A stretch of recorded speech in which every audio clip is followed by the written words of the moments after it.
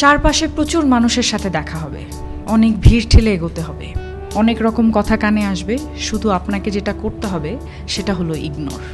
জীবনে কিছু মানুষ আবর্জনা ছড়াতে আসবে, তাদেরকে আগাছার মতো উপড়ে ফেলে দিতে হবে। লাইফ আপনার, বাউন্ডারিও আপনাকেই সেট করতে হবে। নেগেটিভিটি যেখানে দেখবেন সাথে সাথে সেখান থেকে দূরে সরিয়ে নেবেন নিজেকে। শুনতে খারাপ লাগলেও আপনার কাছের অনেক মানুষ আপনাকে খারাপ দেখতে চায়। তারা চায় সহানুভূতি নামক মলমের তলে একটু কাটা ঘায়ে নুন ছেটাতে। আপনি সিম্পলি সেই সুযোগটাই দেবেন না। অযথা তর্কে যাবেন না, বোঝাতে যাবার কোনো প্রয়োজন নেই। আপনার সামনে কেউ যদি বলে আপনি মূর্খ, তাই মেনে হেসে বেরিয়ে আসুন। ওই যে সময় আর এনার্জি বাঁচিয়ে নিলেন, ব্যাস কেল্লা ফতে। যে যা বলছে শুনে নিন, আর মুচকি হেসে শির দ্বারা সোজা করে নিজের সিদ্ধান্তটা নিজেই নিন।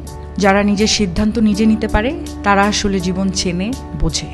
আপনাকে নিয়ে যখন বাকিরা সমালোচনা করতে ব্যস্ত থাকবে, আপনি ঠিক সেই সময়ে গাছ লাগান, ঘুরে আসুন, রং তুলি নিয়ে মনের মতো ক্যানভাস সাজান, বাড়ি গোছান, গল্প পড়ুন, পারলে আরও দুটো সাহিত্য পড়ে নিন, নিজের পুরনো ফটো দেখুন, ব্যাডমিন্টন খেলুন, ছবি তুলুন, চা খেতে বেরিয়ে পড়ুন, নামাজ পড়ুন, পুজো করুন। মোট কথা, তাদের কথায় রিয়্যাক্ট করবেন না একদমই। যা বলছে বলুক, আপনার কানে এলেও ফেলে দিন। দিন শেষে আপনি জানেন আপনি কি, কেমন, আর এটাও জানেন যারা বলছে তারা আপনার কাছে জাস্ট ম্যাটার করে না।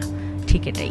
একটা বাউন্ডারি সেট করুন, একদম যাদের বা যার বুকে মিশে আপনি একদম শ্বাস নেবেন, যার সামনে আপনি আয়নার মতো দাঁড়াতে স্বাচ্ছন্দ্য বোধ করেন, শুধু তাদের কাছে এক্সপ্লেইন করুন, শুধু তাদের কাছেই ঝুঁকতে শিখুন। কারণ হয়তো তারা বা সে আপনাকে খারাপ দেখতে চাইবে না। বাদ বাকি দুনিয়াকে একদম ঝেড়ে ফেলে দিন। একটা কথা মাথায় রাখবেন, জীবন অনেক সুন্দর। আপনি যে জীবনটা বাঁচতে পারছেন সেটা অনেক সুন্দর। আপনাকে শুধু মাঝে মাঝে বেড়ে ওঠা আগাছাগুলো